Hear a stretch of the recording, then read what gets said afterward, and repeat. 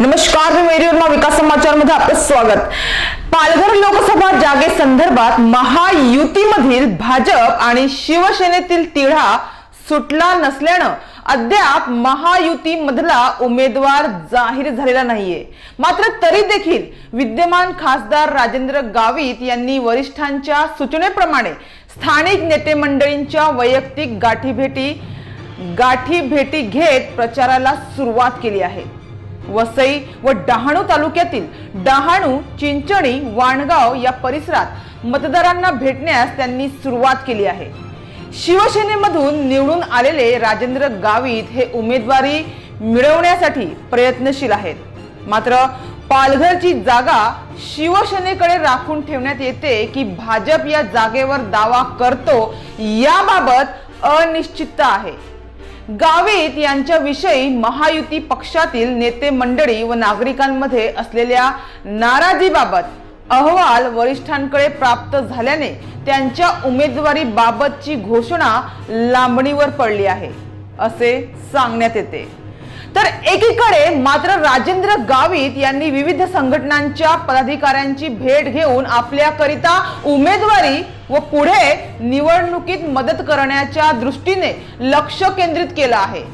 मात्र ज्याप्रमाणे भाजपा प्रचारात आघाडी घेत आहे आणि विद्यमान खासदार राजेंद्र गावित हे आपल्या कार्यक्षेत्रात आणि मेळाव्यात फिरत आहेत, त्यावरून गावितांना कमळाच्या चिन्हावर लढवलं जाणार असं भाकीत सध्या राजकीय वर्तुळात केलं जात आहे।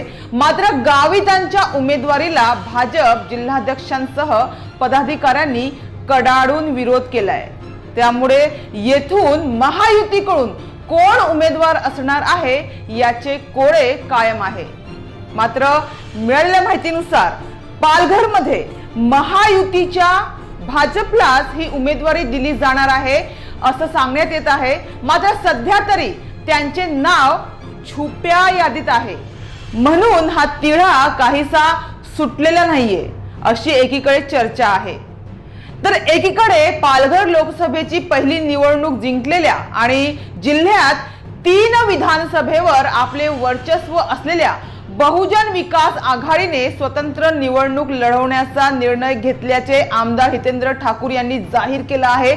मात्र त्यांनी आपला उमेदवार गुलदस्त्यातच ठेवला आहे, त्यामुळे मतदारांमध्ये उत्सुकता वाढली आहे। तर एकीकडे महायुतीचा तिढा कायम असताना पालघरसह कोकण विभागात अल्पावधीत गाव पाड्यांमध्ये पोहोचलेल्या निलेश सांबरेंच्या जिजाऊ सामाजिक संघटनेने या निवडणुकीत पालघर आणि भिवंडीची जागा लढवण्याचा निर्णय घेतला आहे। भिवंडीत स्वतः निलेश सांबरे तर पालघरमध्ये कल्पेश भावर यांची उमेदवारी जाहीर करून सांबरेंनी प्रस्थापित पक्षांपुढे आव्हान उभं केलं आहे। त्यांनी जिल्ह्यातील समस्या तसेच जटिल प्रश्न सोडवण्याचे आश्वासन मतदारांना दिलं आहे।